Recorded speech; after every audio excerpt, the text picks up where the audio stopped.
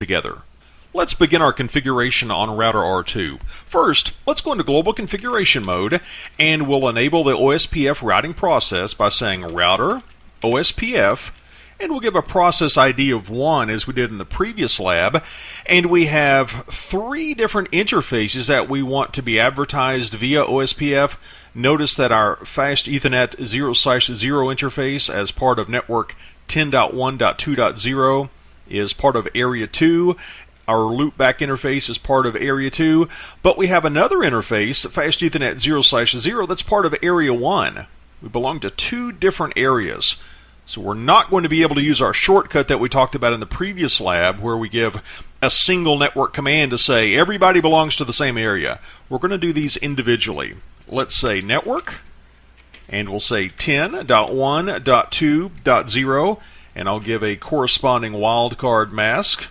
For our 24-bit subnet mask, we say 0.0.0.255, and this is a part of area 2.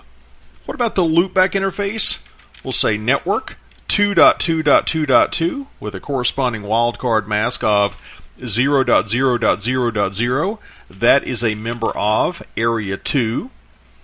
Next up, we say network 192.168.1.0. This is a 30-bit subnet mask, so the corresponding wildcard mask would be 0.0.0.3, and you'll notice that this network on Fast Ethernet 0/0, it is a member of area 1.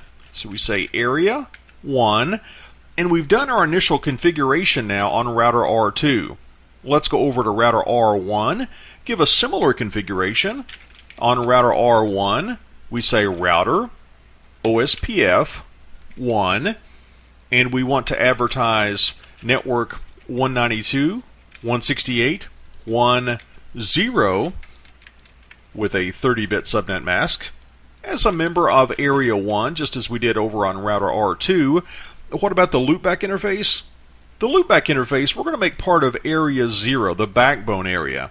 We'll say network 1.1.1.1, 0.0.0.0, area 0. Next we say network 172.16.1.0, and this has a 24-bit subnet mask. We say 0.0.0.255. It's part of area 0. You'll notice this is a big change from our previous topology.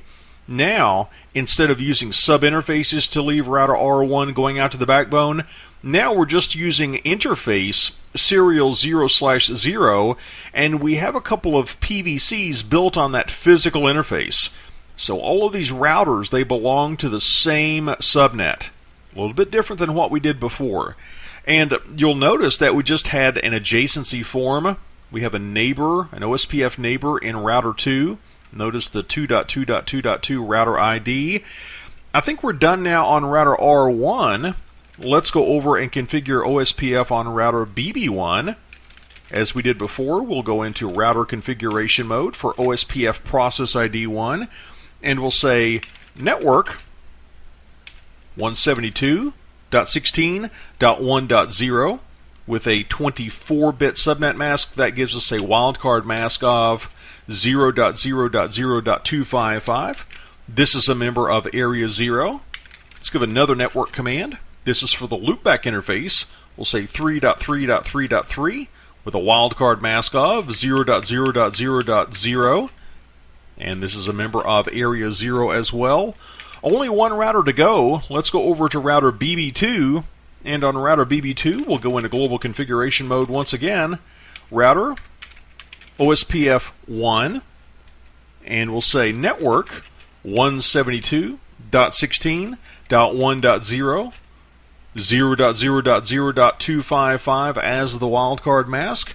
This is participating in area 0.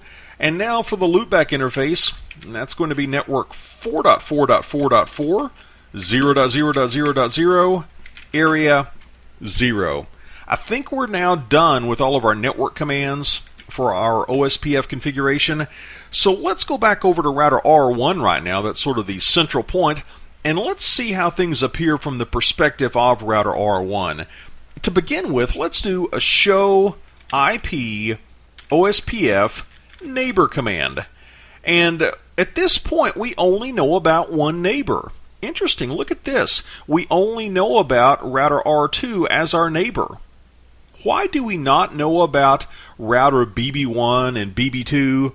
You might recall from our discussion previously that the default OSPF network type for a frame relay serial interface, as we have here, the default OSPF network type is non-broadcast. In fact, let's just verify that interface serial 0/0 on router R1 is acting as a non-broadcast OSPF network type.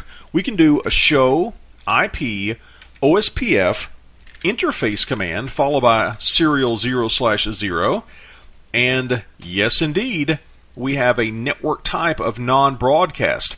This means that router R1, it's not automatically going to learn about its OSPF neighbors. It's not going to dynamically know that BB1 is a neighbor and BB2 is a neighbor. We have to explicitly configure that. Let's see how to do that.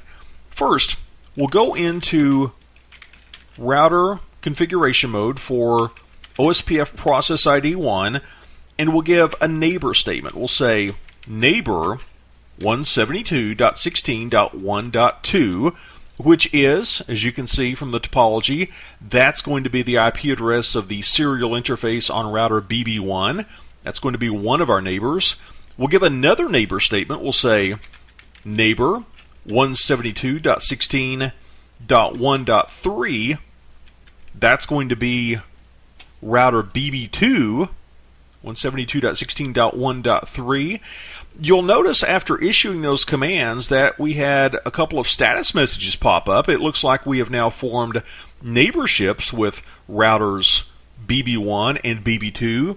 That's good news. Let's verify that. Let's do a show IP OSPF neighbor command, and it looks as if we now know about a neighbor of R2, a neighbor of BB1, and a neighbor of BB2. Things are looking much, much better now. And you'll notice for R1 to form these adjacencies with BB1 and BB2, we only had to configure the neighbor statement on one end of the PVC.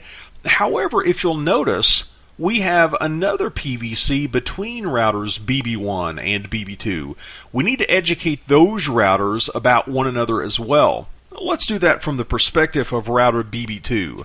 If we go over to router BB2 and get into router configuration mode for OSPF process ID 1, we can say neighbor 172.16.1.2, the IP address of BB1's serial